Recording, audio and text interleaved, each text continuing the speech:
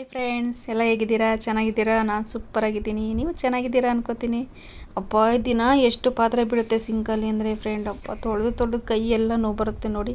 ಎಷ್ಟಾನ ತೊಳಿರಿ ಒಂದಷ್ಟು ಬಿದ್ದಿರುತ್ತೆ ಅಡುಗೆದು ಅದು ಇದು. ಈ ಮಕ್ಕಳಿರೋ ಮನೇಲಂತೂ ಸ್ವಲ್ಪ ಅಲ್ಲ, ಎಷ್ಟು ಬೀಳುತ್ತೆ, ಜಾಸ್ತಿ ಬೀಳುತ್ತೆ. ಏನು ಮಾಡೋದು?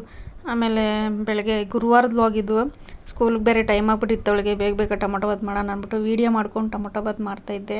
ಆಮೇಲೆ ನನ್ನ ಮಗಳಿಗೆ ಪೂಜೆ ಮಾಡಮ್ಮ, ನಾನು ಏನೋ ಸ್ನಾನ ಮಾಡಿಲ್ಲ, ಲೇಟಾಗುತ್ತೆ ಅಂತಂದೆ. ಅವಳು ಹೂವೆಲ್ಲ ಹಾಕಿ ಪೂಜೆ ಮಾಡಿದ್ಲು. ಆಮೇಲೆ ಅವಳು ಸ್ಕೂಲ್ಗೆ ರೆಡಿ ಮಾಡೋಕ್ಕೆ ತಲೆಯೆಲ್ಲ ಬಾಚಿದೆ. ನಾನು ತಲೆಯೆಲ್ಲ ಬಾಚಿ ಬೇಗ ಟೈಮ್ ಆಗಿಬಿಟ್ಟಿತ್ತು. ಅಲ್ಲಿ ನೋಡಿ 8:15 ತೋರಿಸ್ತಾ ಇದೆ. ಅವಳಿಗೆ 8:15 ಸ್ಕೂಲು. 8:15 ಆದರೂ ಇನ್ನೂ ತಲೆ ಬಾಚ್ಕೊತಾನೇ ಇದ್ಲು. ಪೂಜೆ ಮಾಡೋದೆಲ್ಲ ಲೇಟಾಗೋಯ್ತಲ್ಲ, ನಾನು ಮಾಡೋಂಗಿರಲಿಲ್ಲ, ಅದಕ್ಕೆ ಅವಳೇ ಮಾಡಿದ್ಲು. ಆಮೇಲೆ ನಾಷ್ಟ ಟೊಮೊಟೊ ಬಾತ್ ಮಾಡಿದೆ. ಹೆಂಗಾಗಿದೆ ಅಂತ ನೋಡೋಣ ಅಂತ ತೆಗೆದೆ. ಎಲ್ಲ ಚೆನ್ನಾಗಿ ಆಗಿತ್ತು, ಸೂಪರಾಗಿತ್ತು. ಅದು ನೆನೆಸ್ಕೊಂಡ್ರೆ ನಗು ಬರುತ್ತೆ. ಹೆಂಗಿತ್ತು ಪನ್ಯ? ಚೆನ್ನಾಗಿತ್ತ? ಆಮೇಲೆ ಬಾಕ್ಸ್ಗೆ ಎಲ್ಲ ಕಟ್ಟಿದೆ. ಅವಳಿಗೆ ಲಂಚ್ ಬಾಕ್ಸ್ ಸ್ಕೂಲ್ಗೆ ಬಾಕ್ಸ್ ಎಲ್ಲ ಹಾಕಿ ಎಲ್ಲ ಪ್ಯಾಕ್ ಮಾಡಿಬಿಟ್ಟಿದ್ದೆ ಆಲ್ರೆಡಿ. ಆಮೇಲೆ ಒಳಗೆ ನಾಷ್ಟ ಹಾಕ್ಕೊಟ್ಟೆ. ಆಮೇಲೆ ತಿಂದು ನೋಡ್ತಾಳೆ, ಉಪ್ಪೇ ಹಾಕಿಲ್ಲ ಟೊಮೊಟೊ ಬಾತ್ಗೆ.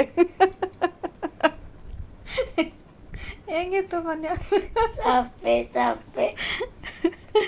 ಆಮೇಲೆ ತಿರ್ಗಾ ಎಲ್ಲ ಬಾಕ್ಸ್ನ ತೆಗೆದು ರಿಟರ್ನ್ ಹಾಕಿ ನೋಡಿ, ತಿರ್ಗಾ ಉಪ್ಪು ಹಾಕಿ ಆಮೇಲೆ ಇನ್ನೊಂದು ಸ್ವಲ್ಪ ಎಲ್ಲ ಕಲಸಿ ಬಿಸಿ ಮಾಡಿದೆ. ಅಂದರೆ ಅದು ಫಸ್ಟ್ ಮಾಡಿದಾಗಲೇ ಚೆನ್ನಾಗಿರುತ್ತೆ. ತಿರ್ಗಾ ಎಲ್ಲ ಎಕ್ಸ್ಟ್ರಾ ಮಾಡ್ತೀವಿ ಅಂದರೆ ನಿಜ ಚೆನ್ನಾಗಿರಲಿಲ್ಲ ಅವತ್ತು ಟೊಮೊಟೊ ಬಾತು.